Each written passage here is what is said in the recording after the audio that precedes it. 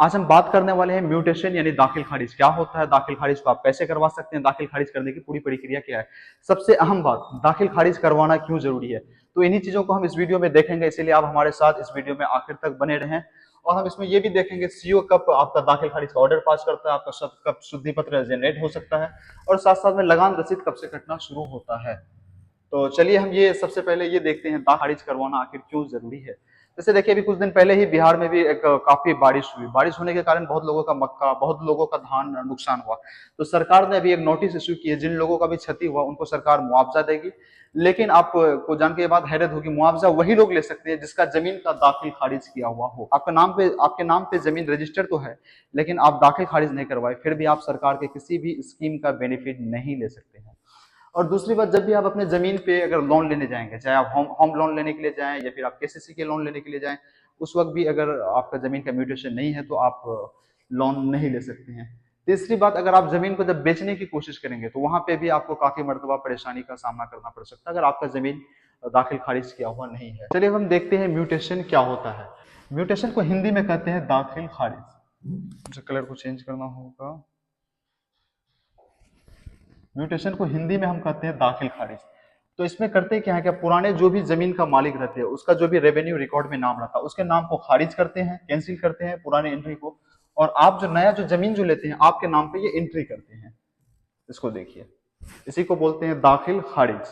उसके नाम से पुराने जो मालिक जो रहते हैं और उसका जो भी नाम, जो जितने भी रेवेन्यू रिकॉर्ड में उसका नाम रहता है, उसको खारिज करते हैं और आपका नाम पे उसे एंट्री दाखिल करते हैं। इसी प्रक्रिया को बोलते हैं दाखिल खारिज। तो चलिए अब हम ये जानते हैं दाखिल खारिज को कैसे करें। देखिए, जब भी जमीन की सर्वे होता है तो वहां पे दो रजिस्टर तैयार करते हैं। एक रजिस्टर 1 होता है, एक रजिस्टर 2 होता है। रजिस्टर 1 और रजिस्टर 2। तो इसमें ये देखिए, वहां पे कुछ डिटेल रहता है, उसमें वो लिखते हैं। हाँ, जैसे रैयत का नाम हो गया, खाता संख्या हो गया, खेसरा हो गया, रकबा हो गया, चौहद्दी हो गया, और कुछ अगर अन्य रिलेवेंट इंफॉर्मेशन रहा तो उसको ले लिया। जैसे यहाँ पे रैयत का नाम ले लीजिए, ए बी सी डी। इनका जो भी अपना खाता संख्या रहेगा, जैसे इसका 20 मान लेते हैं, खेसरा 21 ले लेते हैं, खेसरा को प्लॉट बोलते हैं। रकबा मान लेते हैं 5 डिसमिल इसका जमीन है। फिर उसके बाद चौहद्दी उत्तर दक्षिण पूर्व पश्चिम में जो भी है, इस तरह का करके एक, ये तो एक रैयत का नाम हो गया। इस तरह का जितना भी रैयत होते हैं, सभी का एक लिस्ट बनाते हैं, एक रजिस्टर में उसको रिकॉर्ड करते हैं। हर एक मौजा का अपना अपना अलग अलग होता है। और ये दो रजिस्टर बनाते हैं, एक रजिस्टर 1, रजिस्टर 2। रजिस्टर रजिस्टर 1 को बिल्कुल एज इट इज रखते हैं, लेकिन रेवेन्यू रिकॉर्ड में जब भी जमीन की लेन देन होती है, खरीद बिक्री होती है, तो रजिस्टर 2 में ही कुछ सिग्निफिकेंट चेंज करते हैं। अगर कोई अगर कंफ्लिक्ट हो गया, कोई अगर दो डॉक्यूमेंट अलग अलग कर रहा है, तो वहां पे हम रजिस्टर 1 का यूज करेंगे, ये देखने के लिए कि उसका असल मालिक कौन है। इसमें हम रजिस्टर 1 का ही देखेंगे।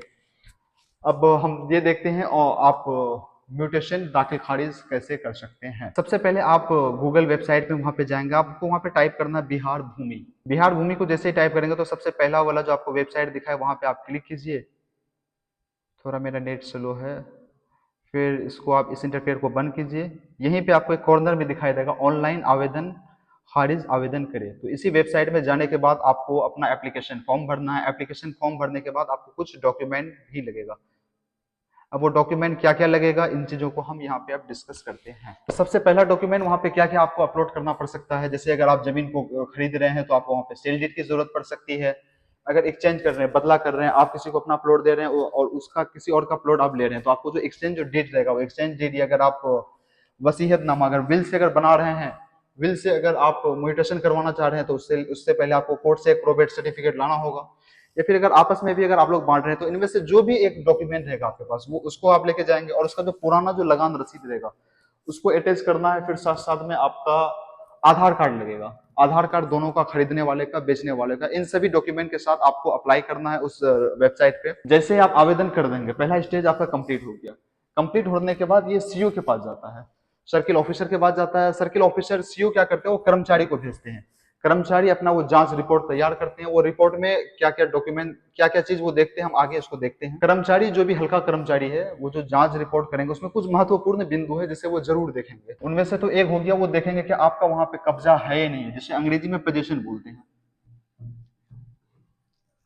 फिर उसके साथ साथ में ये भी देखेगा वहां पे कोई टाइटल डिस्प्यूट तो नहीं है।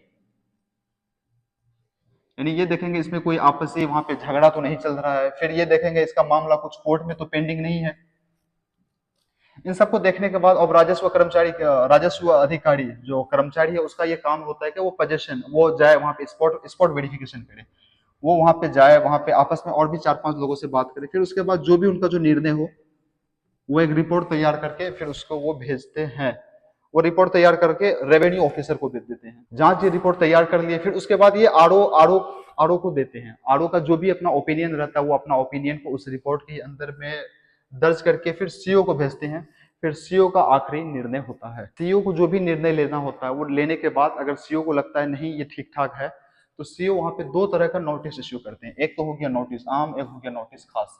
नोटिस खास उन लोगों को जारी करते हैं जो लोग उस जमीन से किसी ना किसी तरीके से संबंधित रखते हो, चाहे तो वो खरीदने वाला हो या बेचने वाला हो या उनका कोई रिश्तेदार हो गया, और उनका जो भी आपत्ति रहता है उसको सुनते हैं। उसी तरीके से नोटिस आम इशू करते हैं। जैसे मान लीजिए अगर ये प्लॉट यहाँ है तो यहाँ पे जो भी सरकारी स्कूल रहेगा, जो भी पंचायत भवन रहेगा, वहां पे भी हम नोटिस को चपसा करते हैं और वहां पे आम लोगों से पूछते हैं ये जमीन म्यूटेशन यानी दाखिल खारिज होने जा रहा है, अगर किसी को किसी तरह का आपत्ति है तो वो आए और आपत्ति दर्ज करवाएं। फिर सीओ अगर किसी का अगर नोटिस आता है तो सीओ उनके बात को सुनते हैं। सुनने के बाद उनका एक समाधान निकालते हैं। अगर सीओ को लगता है उनका आपत्ति को खत्म करने के बाद अगर सीओ को लगता है कि नहीं इसका म्यूटेशन इसका दाखिल खारिज होना चाहिए, तो सीओ फिर उसे एक ऑर्डर पास करते हैं। इसको हम आपको जूम करके दिखा रहे हैं। ये देखिए नीचे नीचे सीओ इसमें एक आदेश पास करते हैं। उसमें ये बताते हैं अभिलेख आज प्रस्तुत किया गया, क्षेत्र कर्मचारी ने इनका निरीक्षण करके समर्पित किया गया। फिर यहाँ पे देखिए ये लास्ट लाइन, इसको मैंने हाईलाइट भी किया। यहाँ पे सीओ कहते हैं स्वीकृति दी जाती है। आप जो म्यूटेशन फॉर्म को जो अप्लाई किए थे उसको एक्सेप्टेड किया गया है। और वो साथ साथ में वो हल्का कर्मचारी से ये भी कहते हैं उनमें जो भी संशोधन की जरूरत है, जो रेवेन्यू रिकॉर्ड जो पहले से है जिसमें पुराना मालिक का जो नाम है उसमें जो भी अगर अमेंडमेंट जो संशोधन की जरूरत है उसको वो अमेंड करेंगे, संशोधन करेंगे। ये इश्यू होने के बाद सीओ का ऑर्डर होने के बाद कर्मचारी फिर रिक्वायर्ड चेंजेस करते हैं। फिर सीओ शुद्धि पत्र को जारी करता है जिसे अंग्रेजी में हम करेक्शन स्लिप कहते हैं। इसी में आपका जमाबंदी संख्या मेंशन होगा, ऊपर में दिया हुआ है। ये यहाँ पे भी थोड़ा ब्लर है वो दिख नहीं रहा है। फिर उसके बाद आपका लगान रसीद कटना शुरू हो जाएगा। इसी तरीके से आपका म्यूटेशन का प्रक्रिया पूरे तरीके से कंप्लीट हो रहा है। हमने आपको ये थ्योरेटिकल बात बताया, प्रैक्टिकल में यही होता है। क्या सीओ तो नहीं, लेकिन कर्मचारी का आप हाथ गर्म कीजिए, कर्मचारी नरम हो गए, आपसे सिर्फ जमीन का केवाला लेंगे और रसीद लेंगे, आधार कार्ड लेंगे, बाकी सब प्रक्रिया वो करके आपको 3 महीना में बुला के आपको म्यूटेशन दाखिल खारिज करके दे देंगे। अगर आपको ये वीडियो अच्छा लगा तो आप इसे लाइक कीजिए, ज्यादा से ज्यादा शेयर कीजिए ताकि हर लोगों तक ये वीडियो पहुंच सके और लोग भी जान सके क्या उनका आखिर कानून क्या कहता है म्यूटेशन के बारे में, क्योंकि इस पे एक सॉलिड वीडियो नहीं मिलेगा और हमने कोशिश की है इसे बनाया है। Thank you.